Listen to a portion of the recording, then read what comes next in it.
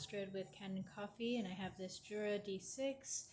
I did a full tune-up on the machine, so descaling, the cleaning cycle, and I also removed the brew unit and replaced the gasket, cleaned the screen, lubricated some parts, and put it all back together. So I just want to do a quick test to show that the machine is working.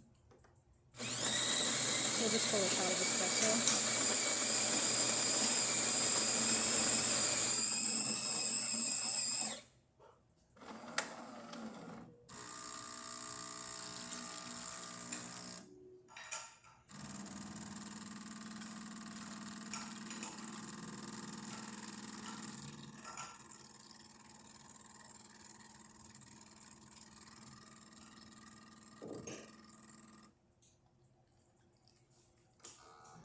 There you go. And I'll also show the hot water.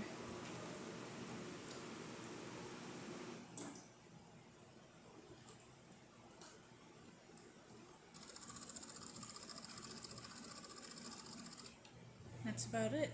So if you like this video, please subscribe to the channel, hit the like button. Thanks for watching.